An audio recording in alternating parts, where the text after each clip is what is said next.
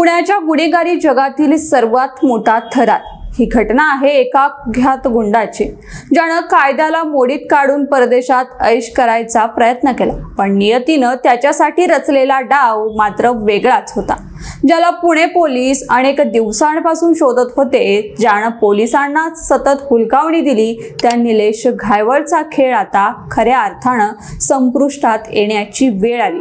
पुणे पोलिसांनी अत्यंत शांतपणे पण अचूकपणे एक आंतरराष्ट्रीय खेळी खेळली, जी या गुंडाला आता लंडनच्या भूमीवरून थेट पुण्याच्या कोठडीत घेऊन येणार आहे। कोथरूड गोळीबार प्रकरणानंतर सुरू झालेल्या या हाय प्रोफाईल ऑपरेशनचा हा सर्वात निर्णायक क्षण आहे। नमस्कार, मी प्रियंका आणि तुम्ही पाहताय पब्लिक कट्टा। या संपूर्ण प्रकरणाचा पडदा उघडतो तो पुण्याच्या एका शांत उपनगरात कोथरूड मध्ये। काही दिवसांपूर्वी याच भागात झालेल्या एका थरारक गोळीबाराच्या घटनेनं संपूर्ण शहराला हादरवून सोडलं। या घटनेनंतर पुणे पोलिसांचे गुन्हे शाखेचे लक्ष वेधले गेले ते एकाच नावावर, ते म्हणजे निलेश घायवळ।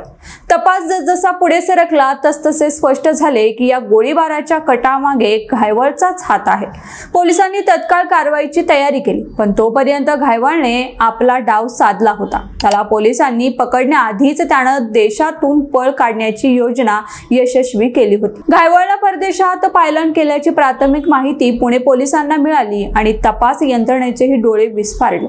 सुरुवातीला तो युरोपमधील एका सुंदर आणि शांत देशात स्वित्झर्लंडला पळून गेल्याचं समोर आलं। महाराष्ट्रातील एका स्थानिक गुंडानं आंतरराष्ट्रीय स्तरावर पायलन करणं तेही तितक्याच सहजपणे ही बाब म्हणजे पुणे पोलिसांसाठी एक मोठे आव्हान आणि त्यांच्या कार्यक्षमतेवर प्रश्नचिन्ह उभे करणारी होती। पण पुणे पोलिसांनी या आव्हानाचा स्वीकार केला आणि त्याचा आंतरराष्ट्रीय पातळीवर पाठलाग सुरूच ठेवला। पोलिसांनी आपला तपास केवळ एका देशापुरता मर्यादित न ठेवता इंटेलिजन्स नेटवर्क अधिक मजबूत केले। स्वित्झर्लंड मधून काही दिवसातच निलेश घायवळने आपले ठिकाण बदलले आणि तो थेट लंडन शहरात पोहोचला असल्याची खात्रीशीर माहिती गुन्हे शाखेच्या हाती लागली।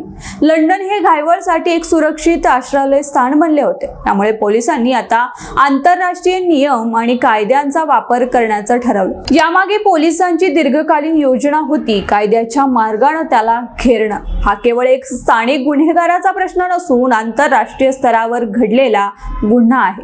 पुणे पोलिसांनी ओळखलं, त्यामुळेच त्यांना आता एक अत्यंत महत्त्वपूर्ण आणि आंतरराष्ट्रीय स्तरावर पाऊल उचलले आहे। घायवळला ताब्यात घेण्यासाठी पुणे पोलिसांनी थेट युनायटेड किंगडम हाय कमिशन सोबत अधिकृत पत्रव्यवहार सुरू केला। एखाद्या स्थानिक गुंडाला पकडण्यासाठी थेट परदेशी दूतावासाशी संपर्क साधणं हे भारतीय पोलिसांच्या कारवाईतील एक मोठं आणि महत्त्वाचं पाऊल आहे। पोलिसांनी यूके हाय कमिशनला पाठवलेल्या या पत्रातील सर्वात गंभीर आणि निर्णायक मुद्दा हा आहे की निलेश घायवळनं देश सोडून पळ काढण्यासाठी वापरलेलं पासपोर्ट हा बनावट कागदपत्रे वापरून बनवलेला आहे। म्हणजेच घायवळनं कायद्याची फसवणूक करून फेक पासपोर्ट मिळवला आणि तो घेऊन तो परदेशात पळून गेला। ही माहिती आंतरराष्ट्रीय कायद्यानुसार अत्यंत गंभीर गुन्हा ठरते आणि यामुळे घायवळचे लंडनमध्ये राहणे आता पूर्णपणे बेकायदेशीर ठरणार आहे। या बनावट पासपोर्टच्या पुराव्यासह पुणे पोलिसांनी यूके हाय कमिशनकडे स्पष्ट आणि कठोर मागणी केली आहे, ती म्हणजे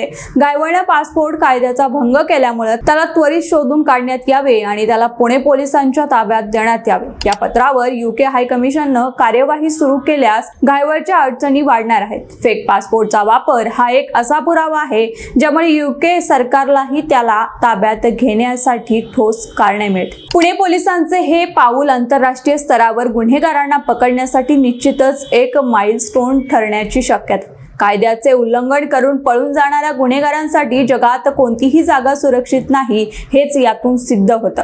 पुणे पोलिसांनी दाखवलेली ही दूरदृष्टी आणि आंतरराष्ट्रीय कायद्याचा केलेला अभ्यास हा त्यांच्या उत्कृष्ट तपास पद्धतीचा पुरावा आहे।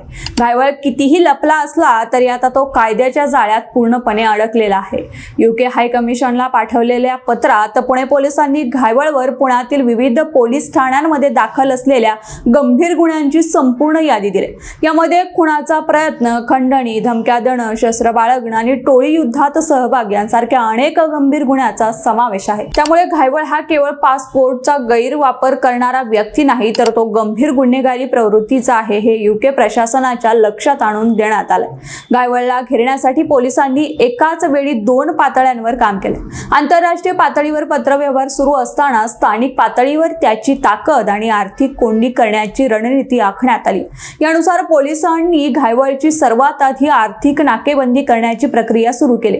गुन्हेगारांना संपवण्याचा सर्वात प्रभावी मार्ग म्हणजे त्यांचा पैसा थांबवणं हे पोलिसांनी जाणलंय। आर्थिक नाकेबंदी अंतर्गत पुणे पोलिसांनी निलेश घायवळची भारतातील सर्व बँक खाती तत्काळ गोठवून टाकले।